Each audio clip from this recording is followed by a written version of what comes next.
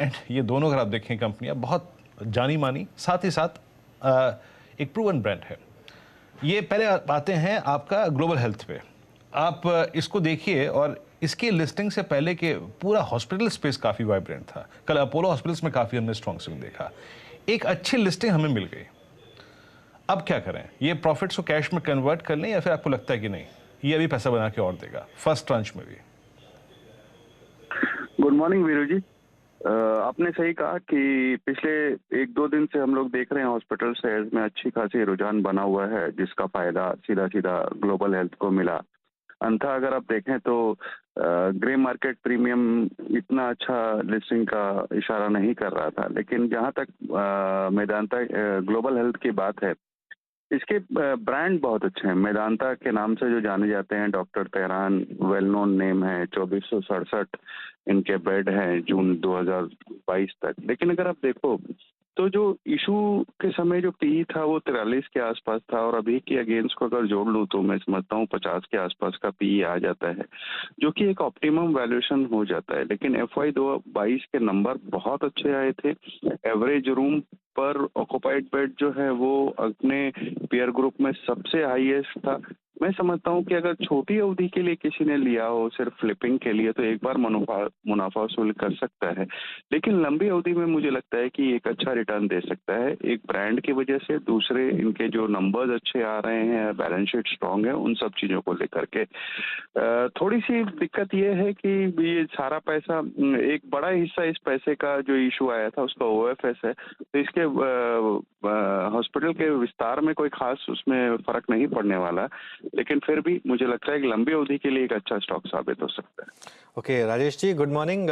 बीकाजी पर भी व्यू दे दीजिए। ये भी अच्छी खासी लिस्टिंग हुई है, 10% ऊपर है ये भी, लेकिन काफी एक्सपेंसिव है ये, और अब 6.5% ही रह गया अगेंस्ट।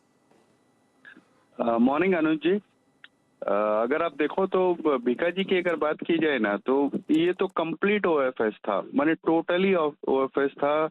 इस वजह से इसमें जो पैसे आए हैं वो कंपनी के विस्तार में या कंपनी के कामकाज पे कोई विशेष फर्क नहीं डालेंगे, विशेष क्या कुछ भी फर्क नहीं डालेंगे।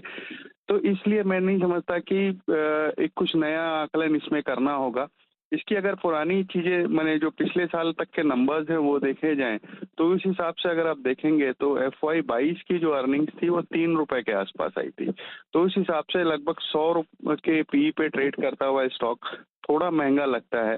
लेकिन जहां कंपनी का बात है, अगर आप देखो तो 751 बिलियन की 2022 तक इंडियन स्नैक की मार्केट थी, जो कि एक्सपेक्टेड है 1227 बिलियन की हो जाएगी 2026 तक। और बीकाजी इसमें तीसरा सबसे लार्जेस्ट प्लेयर है, जिसकी राजस्थान, आसाम, बिहार ये सब में बहुत अच्छी बढ़त बनी हुई है। अमित जी ब्रांड एम्बेसडर है, स्ट्रॉन्ग ब्रांड रिकॉल है इसका, और डिस्ट्रीब्यूशन नेटवर्क बहुत तगड़ा है। प्रोडक्ट का पोर्टफोलियो भी बहुत अच्छा है। कहने का दारोमदार ये है कि कंपनी बहुत अच्छी है, ब्रांड रिकॉल अच्छा है, लंबी अवधि में हो सकते हैं अच्छे रिटर्न दे। बट इस वक्त अगर कहा जाए तो ये भुजिया थोड़ी तीखी है। कहने का मतलब है कि वैल्यूएशन थोड़े हाई नजर आ रहे हैं, मुनाफा वसूली की सलाह है।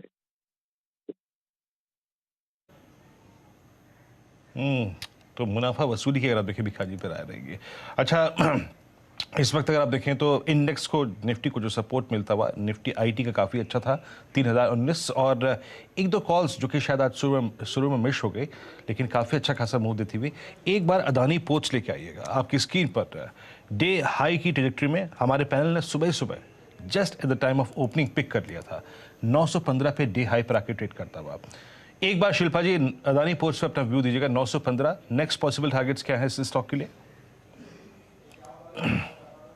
मैं एकदम इस पे ट्रैक ही कर रही हूँ, और यहाँ 900 के ऊपर एक अच्छा आई मीन ब्रेकआउट दिया हुआ है, वो अभी आपका सपोर्ट भी है। तो every declines towards 900 one should buy.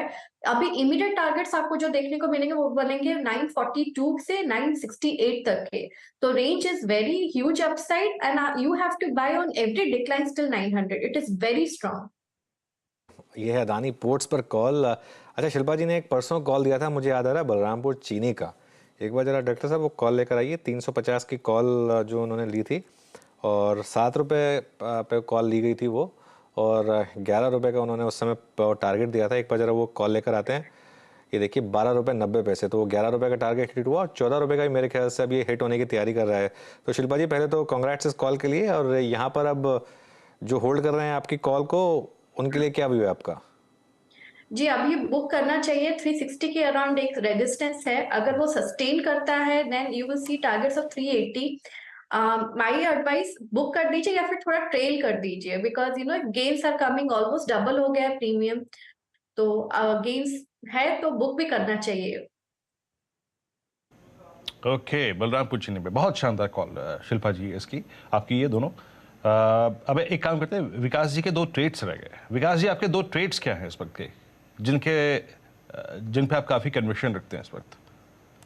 देखो, पहला रहेगा कमिंस इंडिया। कमिंस इंडिया में हमने देखा कल भी एक पॉजिटिव मोमेंटम देखने मिला था, तो 1440 और नीचे में 1350 का स्टॉप लॉस रिकमेंड करूंगा, ऊपर में 1440 का टारगेट यहाँ से एक से दो ट्रेडिंग सेशन में आते हुए देखने मिलेगा। दूसरा रहेगा मिड कैप से। एक्साइड इंडस्ट्री में हमने देखा है कि एक डेली चार्ट पे पॉजिटिव रुझान देखने चुका है, और जिस हिसाब से वो ट्रेड कर रहा है लास्ट 3 ट्रेडिंग सेशन में, तो मुझे लगता है 192 का टारगेट एक्साइड इंडस्ट्री में आते हुए देखने मिल सकता है। नीचे में स्टॉप लॉस रहेगा 178 का। ये भी कॉल मुझे लगता है 1 से 2 दिन में एक अच्छा खासा मोमेंटम कैरी करते हैं। चलिए 1-2 स्टॉक्स ले लेते हैं। सचिन ने सुबह डिस्कस किया था डालमिया भारत, जो